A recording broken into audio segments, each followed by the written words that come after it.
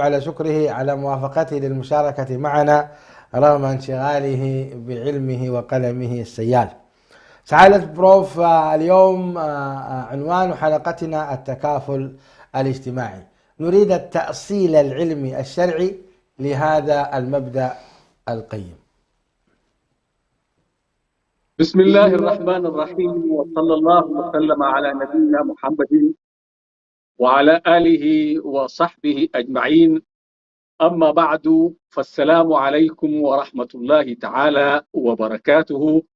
وعبركم أهنئ بهذا الشهر الكريم جميع مشاهدي فضائية سلام، سائل المولى عز وجل أن يتقبل منهم الصيام والقيام. هذا الشهر الكريم شهر تتجلى فيه معاني الإسلام العظيمة، ومن هذه المعاني معنى التكافل.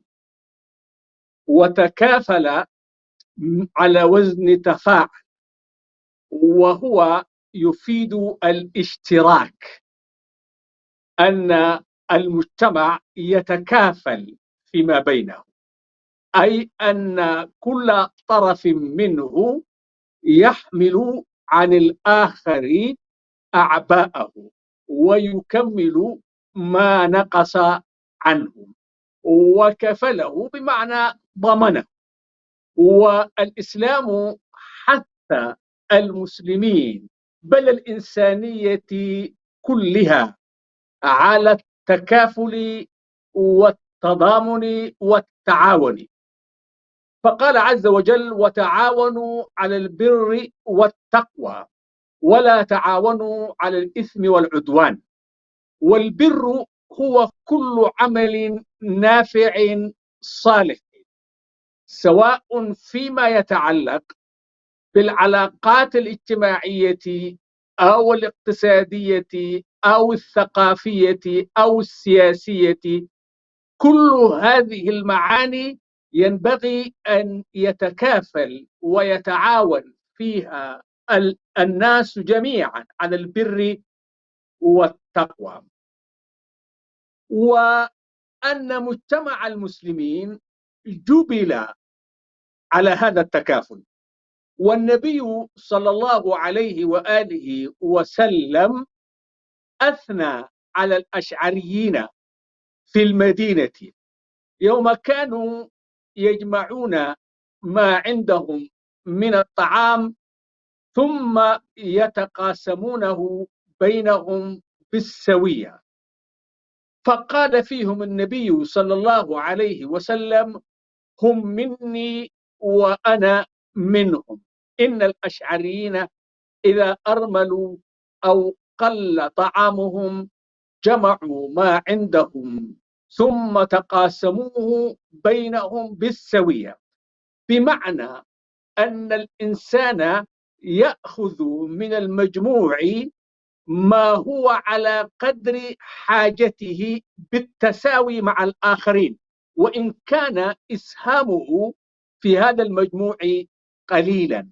وقد حبذ النبي صلى الله عليه وسلم هذا الصنيع، وأيضا حث أصحابه رضوان الله عليهم أن ينفقوا ما زاد عن حاجتهم، فقال: من كان له فضل ظهر فليعد به على من لا ظهر له، ومن كان له فضل زاد فليعد به على من لا زاد له.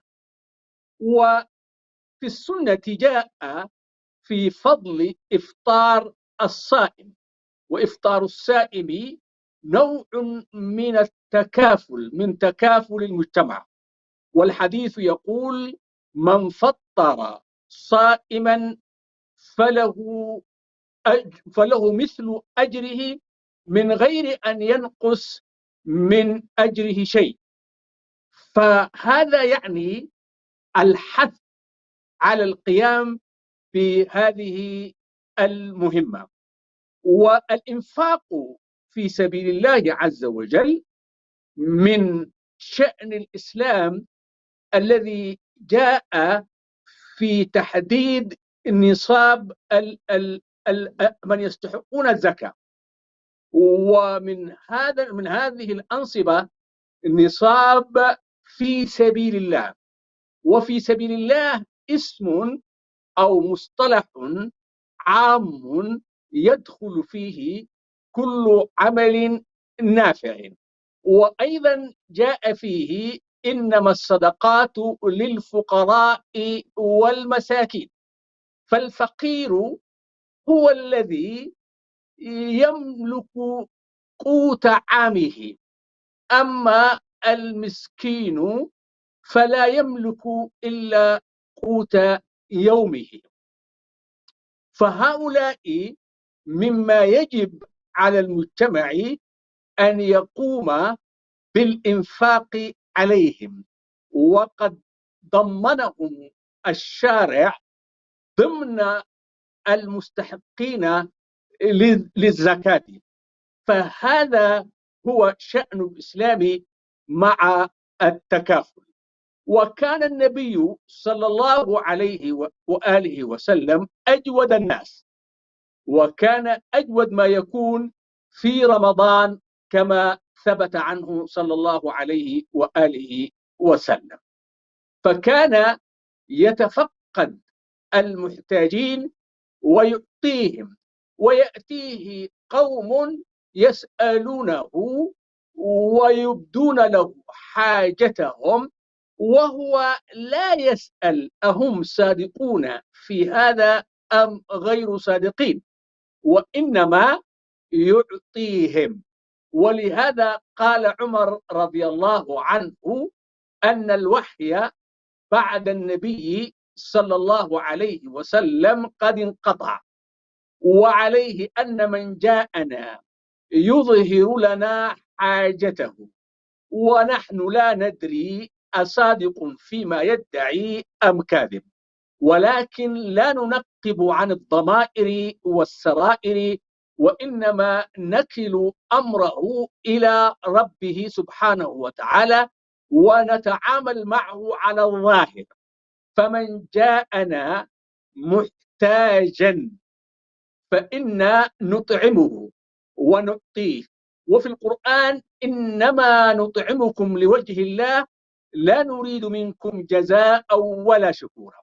فالإطعام يكون للمحتاجين بغض النظر عن أديانهم ومعتقداتهم. وأما الزكاة فإنها كما جاء في الحديث تؤخذ من أغنيائهم وترد إلى فقرائهم، وتؤخذ من أغنياء المسلمين وترد إلى فقراء المسلمين، بمعنى لا تصرف إلى غيرهم.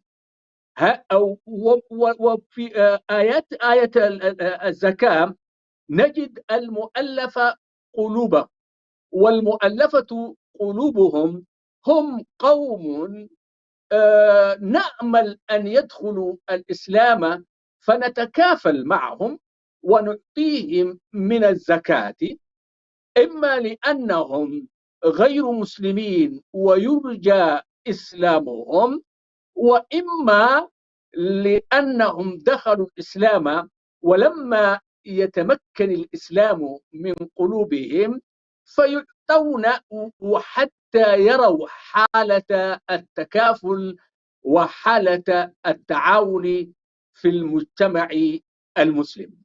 والنبي صلى الله عليه وسلم قال عنه ذلكم الأعرابي عندما أعطاه من المال الشيء الكثير ورجع إلى قومه قال يا قوم أسلموا فإن محمدا يعطي عطاء لا يفقر المرء بعده. إذن هذا هو معنى التكافل من حيث تأصيله الشرعي، خلق إسلامي كريم دعا إليه الدين وحبب إليه المؤمنين وأمرهم بالصدقة والتعاون، حتى أن عائشة عندما قالت لنبينا صلى الله عليه وسلم في الذبيحة التي وزعتها ما بقي منها إلا هذا، قال لها الذي ذهب هو الذي بقي، أو كما قال صلى الله عليه وسلم، والذي بقي هو الذي بقي عندنا ليس هو في مقام ما ذهب إلى الناس، فما ذهب إلى الناس هو الباقي، وما نقص مال من صدقة، فالمال يزيد إذا تصدق منه إلى الله سبحانه، إلى في سبيل الله إلى من يحتاجه. والمؤمن الذي يتصدق حتى لا تعلم حتى لا تعلم شماله ما أنفقت يمينه، فهذا له عند الله مقاما محمودا وعظيما، وعد الله سبحانه وتعالى بالخير الكثير. بارك الله فيكم بروف جلال. سأعود إليكم رضي الله عنكم ونفعنا بعلمكم. دكتور حسن سلمان، أصل البروف جلال مسألة التكافل الاجتماعي وذكر بعضا من الصور. نريد التعمق في صور التكافل الاجتماعي عامة والتكافل الاجتماعي بالذات في رمضان. بسم الله الرحمن الرحيم. الحمد لله رب العالمين، والصلاة والسلام على رسول الله الأمين وعلى آله وصحبه أجمعين. أما بعد، جزا الله خيرا فضيلة الأستاذ الدكتور جلال الدين على هذه الإطلالة وعلى هذا التفصيل. فيما يتعلق بالمجالات أو المظاهر التي يمكن أن يتجلى فيها موضوع التكافل، فربما أجملها الدكتور، ولكن آية الصدقات واحدة من الآيات الجامعة عموما للذين يمكن أن تشملهم حالة التكافل. لكن دعنا نبدأ ب يعني أعظم حق من الحقوق الإنسانية عموما بعد توحيد الله سبحانه وتعالى، وهو حق الأبوين، موضوع بر الوالدين، ويدخل فيه عموما كبار السن، أصحاب الحاجات من كبار السن، فإن هؤلاء قد أولاهم الإسلام عناية خاصة، وجعل الواجب الأكبر والمسؤولية العظمى تقع على أبنائهم. لكن أحيانا لا يتوفر لبعض الناس الأبناء الذين يمكن أن يقوموا مثلا بكفالتهم وبواجبهم، وبالتالي ينتقل الواجب إلى الأقرب فالأقرب، أو قد تنتقل حتى إلى المجتمع كمجتمع أو إلى الدولة كدولة. هذا مجال عموما من المجالات. وبالتالي المنظور الإسلامي فيما يتعلق بالعجزة وكبار السن هو منظور الرحمة، وموضوع التكافل نفسه هو فرع الرحمة. سنلاحظ بأن فرع الرحمة، لأن الله سبحانه وتعالى قال رحماء بينهم، فالمسلمون يتراحمون فيما بينهم، والراحمون يرحمهم الرحمن ارحموا من في الأرض يرحمكم من في السماء. فستلاحظ أن قضايا العطاء والصدقات والزكوات وهذه كلها فرع عن قيمة الرحمة، هذه القيمة العظيمة التي من رزقها فقد رزق خيرا كثيرا.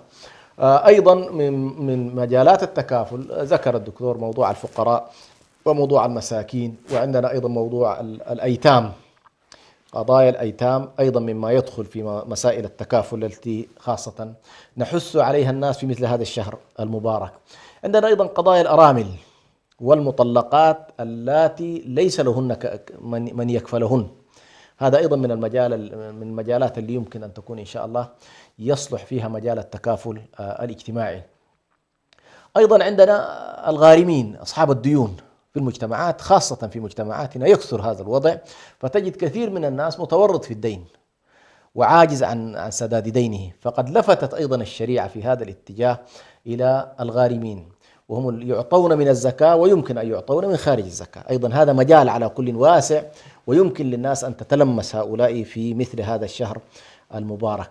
أيضا حثت الشريعة على موضوع الجار صاحب الحاجة، الإنسان يتفقد أيضا جيرانه ويتفقد الأقربين في السكنة، بحيث أيضا إذا كان فيهم صاحب حاجة أيضا يجب أن يتفقده.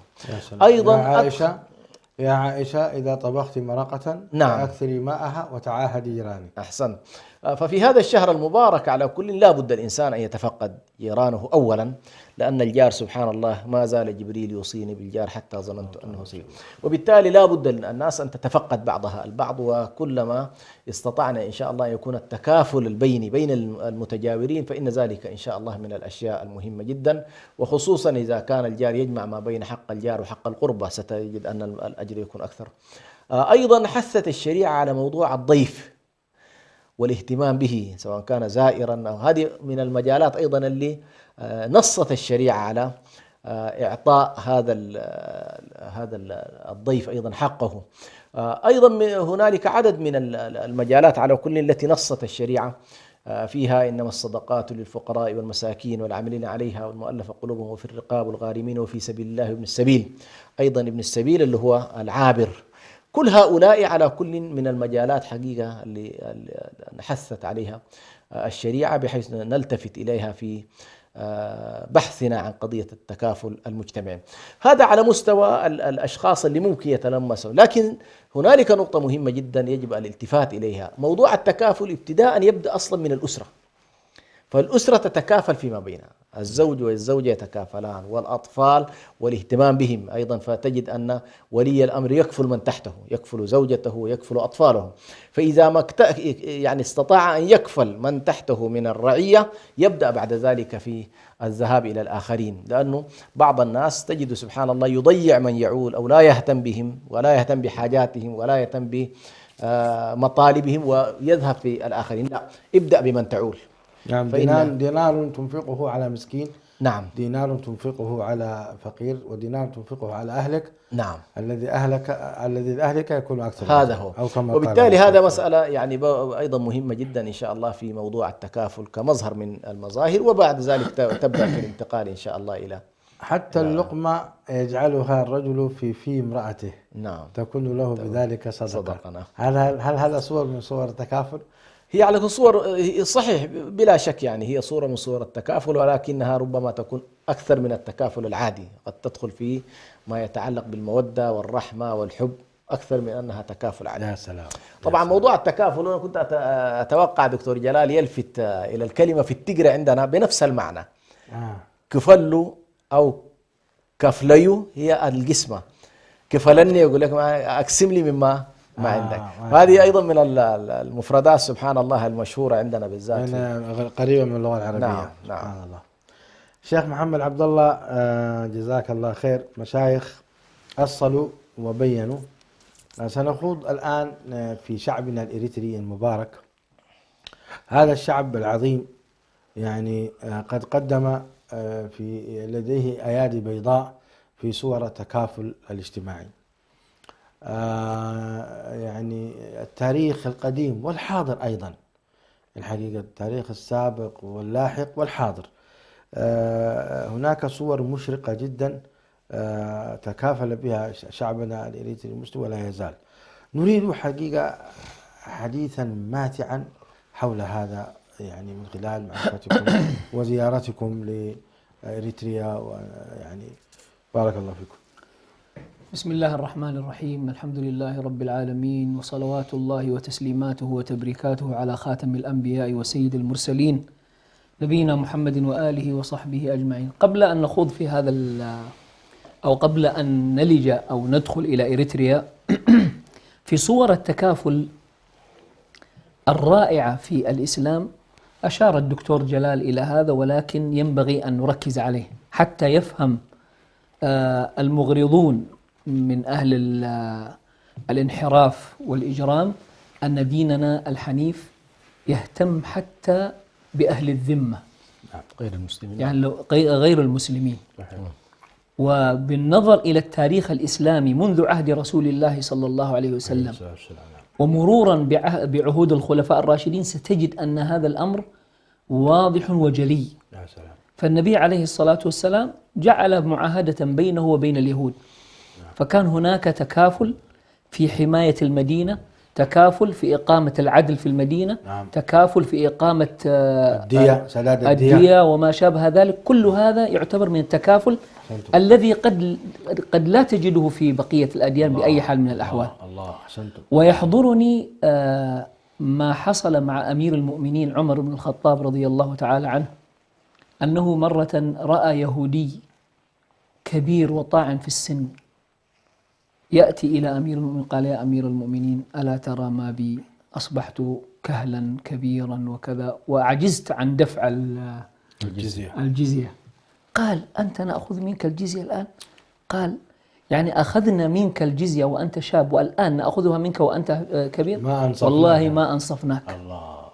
فأمر له في بيت المال أن يعطى في كل شهر أعطيات تغنيه عن أن حتى أن يعمل.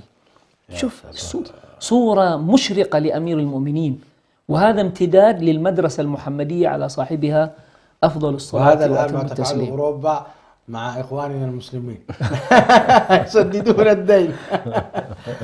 الآن أوروبا تنفق على المسلمين، تعطيهم كذا، بس بتنهبنا وبتدينا. بس احنا هم بيعطونا بالناس. ياخذوا 100 يدوك 10. والله سرقة المواد هذه لا قصة طويلة. على أي حال منين يأخذون المياه يا شيخ حسن؟ والله الآن يمتصون خيرات أفريقيا كلها تصور أكثر صحيح. من فرنسا بريطانيا أمريكا، نهم موارد بالهبل. صحيح. ويعطوك منها 10% 5%. صحيح. ويسكتوك بها ويسكت. طيب الآن موضوعنا المهم أن الشعب مبسوط من هذا، يعني خلي بالك. على كل حال، أما شعبنا الإريتري خاصة في الداخل الإريتري فصورة التكافل الاجتماعي والإسلامي يعني في غاية النصاعة والإشراق. يا سلام. حقيقة. يا سلام. يعني إذا نظرت إلى الأهالي، أولا تجد أن حتى طريقة بناء البيوت تشعر أنكم عائلة واحدة. يا سلام. يعني ما هي مثل الشقق الموجودة الآن، لا هو عبارة عن حوش كبير وبيت هنا وبيت هنا وبيت هنا وبيت هنا، وهذا جارك وهذا جارك، كما ذكر الدكتور حتى قد يكون من جيرانك النصارى. صحيح. أنا أذكر وأنا صغير كان عندنا جيران نصارى، والله يا جماعة كان بيننا تكافل عجيب غريب. يا سلام. والله في أعيادنا يهنئوننا، وفي رمضان يحترمون يعني صيامنا، يعني مشاعرنا في الصيام، ويطلبون منا السمبوسة. أيوة، شيء عجيب. المرأة الكبيرة النصرانية الديم لست تبغى الشيء الفلاني، روحوا يا ولد روح سوي لها. هذا التكافل لو نحن أخذناها بمبدأ الدين والعقيدة كما يعني في بعض الأماكن كان ممكن يعني ما نسكن معهم، ولكن أبدا هذه امرأة كبيرة مثل أمك في مقام أمك، روح أخدمها. هذه من صور التكافل التي لا يفهمها إلا من عاش مع هؤلاء. يا سلام. فعلى كل حال ما بين المسلمين بصورة أفضل من ذلك في الأفراح تجدهم يتكاتفون، والله الجيران يقفون معك في زواجك وفي إقامة الزواج. تعرف يا شيخ بران الداس، نعم، حينما يبنى هم هؤلاء يقفون معك، هؤلاء يبنون خيمة. الداس والخيمة يا شيخ حسن، يعني أشبه بالخيمة لأن الزواجات هكذا كانت. فبالتالي يقفون معك وكأنه هذا أخوك، واللي يجيب وهذا لك يجيب لك لام يعني بقرة. أيوة. اللي يجيب لك وهذا يجيب لك خروف، اللي يجيب وهذا لك يجيب سمن وهذا يجيب دقيق، كنتال من الطاف. سبحان الله. اللي يجيب لك كذا هو كان.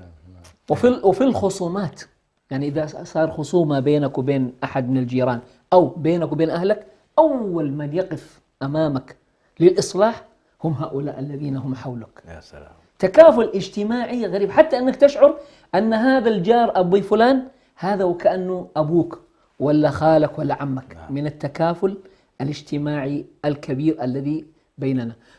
في حالة الموت والله إلى شهر مدة شهر.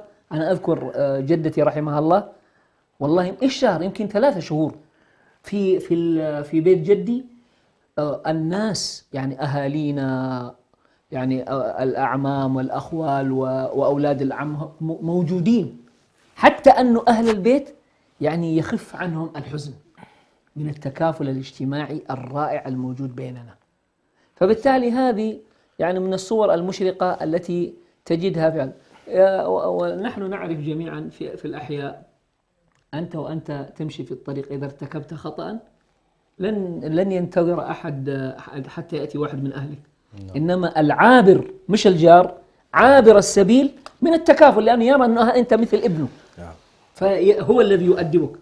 وإذا هربت لن تدخل إلى البيت، لأنك إذا دخلت البيت هو سيتبعك سيقول ابنكم فعل كذا وكذا، فبالتالي هم سيوبخونك أيضا في البيت وربما ضربوك. وهكذا المجتمع الإريتري الجميل الرائع، التكافل بينه إلى درجة يعني كثير من الجيل الموجود الآن لا يتصور هذا التكافل الموجود في بلادنا، والمجال كثير. سعادة البروف، قرأت لكم مقالا قبل 5 أعوام أو يزيد عن رمضان في كرن، وكان مقالا جميلا جدا حقيقة، استمتعت به. الرجاء منكم أن يعني تتحفون ببعض ما ذكرتموه بذلك المقال. ذلك المقال كتبته منذ فترة رمضان في كرن، وهذا المقال ذكرت فيه العادات والتقاليد الاجتماعية التي تمارس في كرن خلال أيام رمضان. ومن هذه العادات عادة التكافل الاجتماعي. فالإفطار، كل أسرة عندما تطبخ إفطارها لا تنسى أن تقسم منه شيئا للجيران، حتى لو كانوا أغنياء مستغنين.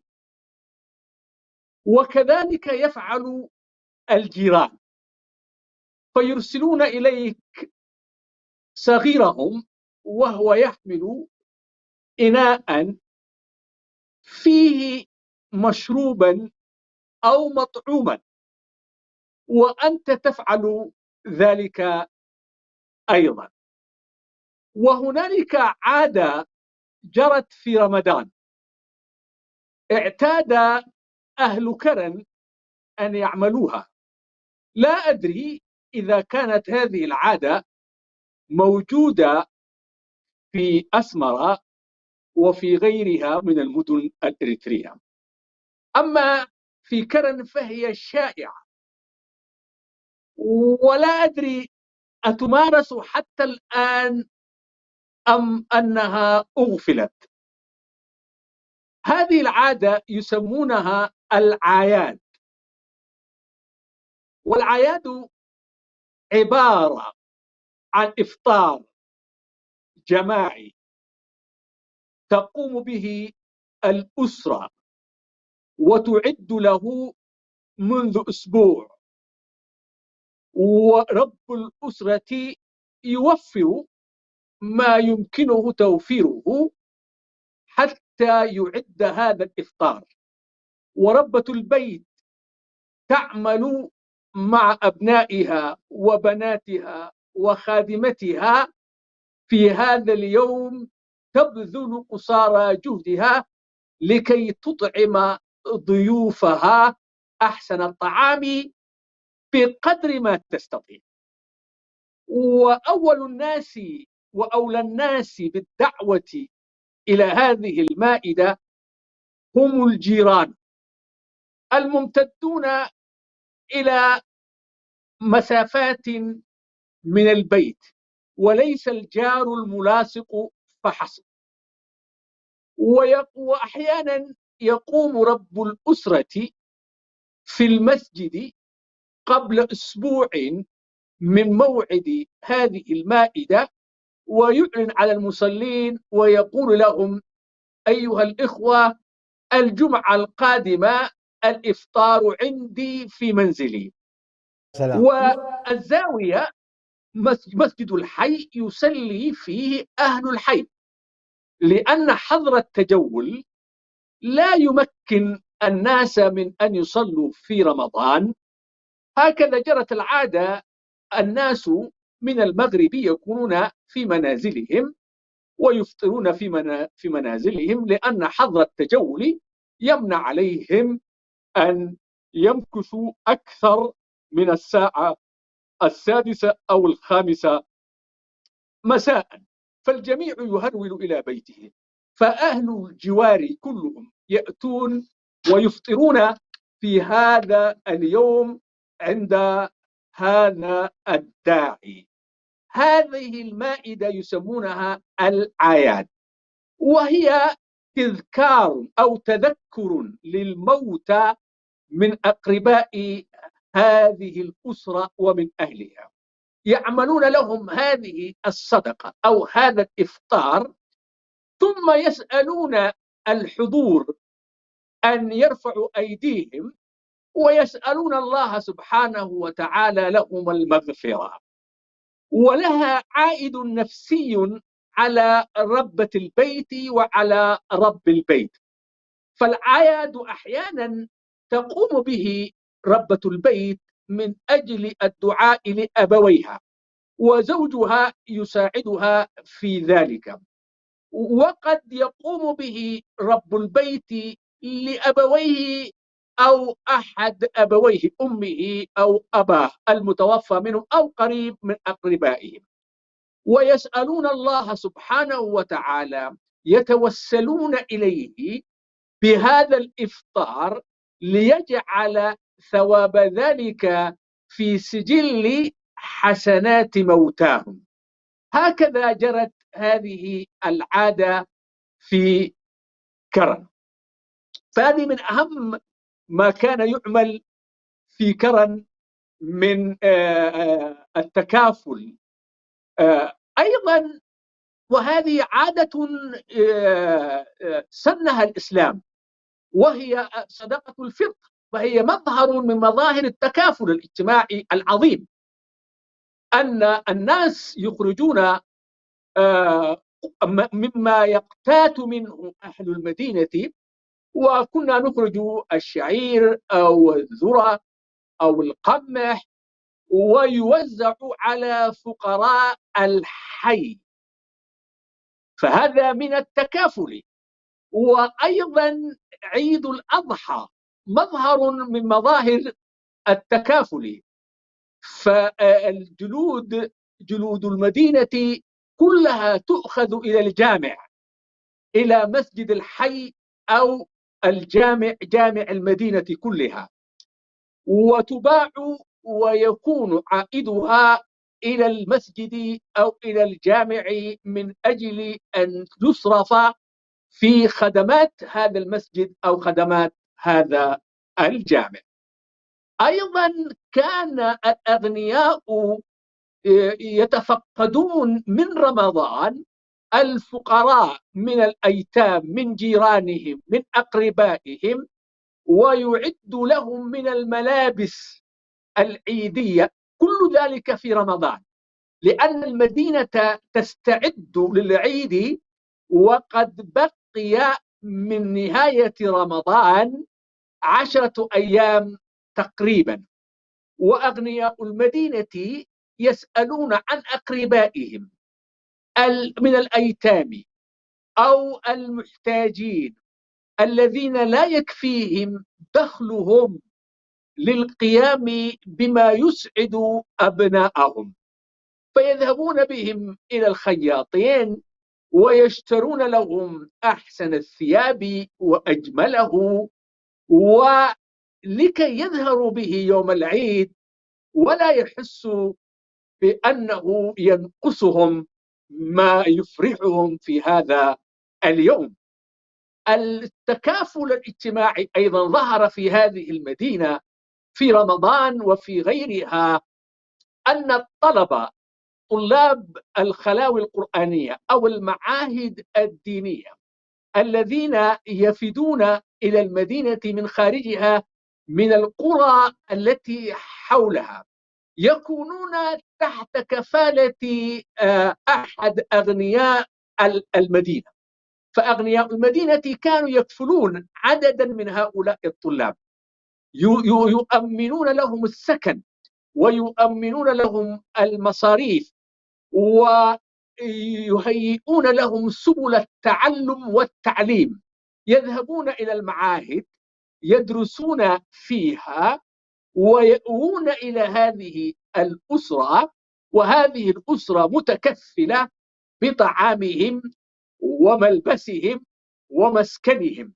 وهم أيضا من جانبهم هؤلاء الطلاب الوافدون من القرى التي حول المدينة هم من جانبهم أيضا لا يقصرون في خدمة هذه الأسرة، بحيث إذا أرسلوا إلى السوق أو إلى مهمة ما تحتاج الأسرة إليها فهم يبادرون كأبنائها للقيام بهذه المهمة، وتكون إلفة في غاية المودة والمحبة بين هؤلاء الطلاب الوافدين وبين أبناء هذه الأسرة.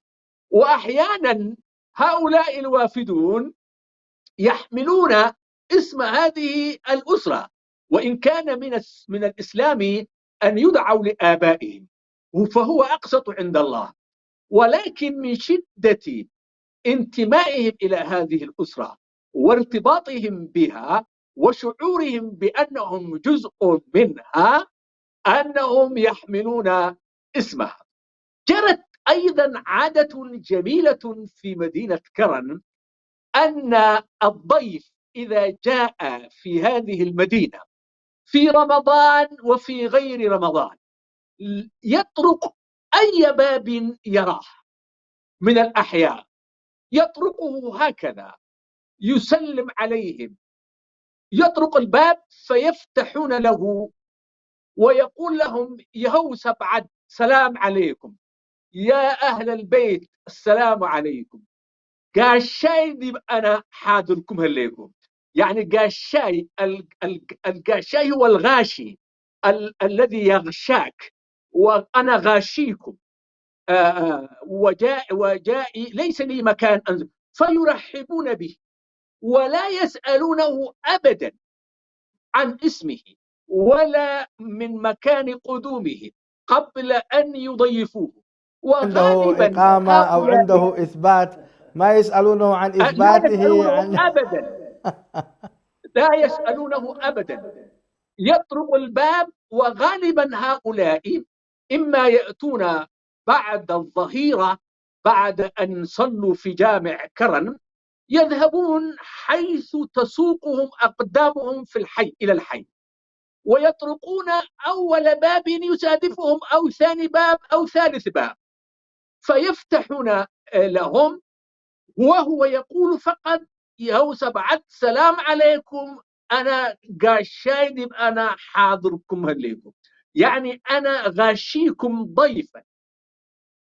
فيفتحون له ويدخل ويقدمون إليه الغداء إذا كان جاء وقت الغداء، ثم بعد ذلك يأخذ قيلولته. وبعد بعض الأسر عندهم مكان مخصص لهذه الحالة وينام فيها سرير، ينام في هذا السرير، العصر يصلي العصر، ثم يأتون له بالقهوة، القهوة الجبنة، ويشربها. الله ثم بعد ذلك يمكث حتى المغرب، ثم يصلي المغرب ويأتي. عند ذلك رب البيت يجلس معه ويسأله عن محل قدومه وإلى أين هو ذاهب، من أين أنتم، من أين أنتم، وسك أيا بكو سامر لكم، وإلى أين أنتم ذاهبون. فيقول له أنا فلان من عد فلان أنا، وأسك عد فلان بكو لكم. عنده 3 أيام حق الضيافة في هذه الأسرة تقوم بشؤونه حتى يغادرها. كانت هذه العادة شائعة، ولكن في الستينيات عندما بدأت الثورة الإريترية تنفذ العمليات الفدائية وتغتال العملاء، والفدائيون يدخلون ليلا أو نهارا وينفذون عمليات فدائية، أصدرت الحكومة الاستعمارية الإثيوبية قراراً بأن لا تستقبل في بيتك أحداً، وإذا جاءك قادم فعليك أن تبلغ الدولة، لأن الجهاز الأمني في المدينة. عند ذلك ما عاد الناس هنا أحد، الله يتعاملون المستعان. مع هذه شكرا الثقافة لك. حتى غادرت أنا كرن. هنالك أيضا حاجة جميلة في كرن تكون في انتهى رمضان بنا. وفي غير رمضان، وهي اصنعوا النبي صلى الله عليه وسلم قال اصنعوا لآل جعفر طعاما نعم. فإنهم مصابون. وهذه هي عادة في كرن، أن أهل الميت لا يطبخون الطعام، وإنما أهل الحي يأتون بالطعام. وما من امرأة من أهل الجوار تأتي إلى هذه الأسرة المنكوبة أو المصابة بهذه المصيبة إلا ومعها الطعام. فهذه كلها مظاهر عظيمة جدا من التكافل الاجتماعي عشناها في مدينة كرم، جزاك الله خير دكتور والناس جلال. يتقاسمون القليل الذي عندهم. الله رضي وشكرا الله. لكم. طبعا كان نموذج لبقية المدن كلها، نعم هي صحيح، متقاربة فعلا. كانت النموذج للمدن كلها، وإريتريا كلها بمدنها مشاهدينا الكرام وبقراها يعني ليست ببعيدة عن هذا التكافل الجميل الذي ذكره لنا الدكتور جلال. في الحقيقة كان بودنا أن نستمع إلى الشيخ الدكتور حسن سلمان والشيخ محمد عبد الله إلى بقية الفقرات، لكن انتهى بنا الوقت ولا زال الحديث ماتعا مع البروف جلال والمشايخ الكرام في هذا الموضوع. إن شاء الله نكرره بإذن الله في حلقات قادمة. إلى ذلك الوقت مشاهدينا الكرام أشكر لكم حسن متابعتكم، كما أشكر الدكتور البروف جلال الدين محمد صالح، وكذلك أشكر الدكتور حسن سلمان والشيخ محمد عبد الله على هذه يعني المداخلات الجميلة والتحاور الجميل حول التكافل الاجتماعي الإريتري. نسأل الله تعالى أن يعني يديم علينا هذه النعمة، نعمة التكافل والتعاون على البر والتقوى، وأن يعيد إلى بلادنا الأمن والاستقرار، وأن يصب علينا ربنا تبارك وتعالى بمنه وكرمه صبا صبه. مشاهدينا الكرام، التكافل الاجتماعي في رمضان أجره عظيم. أوصيكم ونفسي بتقوى الله عز وجل والمسارعة في هذا الباب العظيم. شكرا لكم، والسلام عليكم ورحمة الله وبركاته.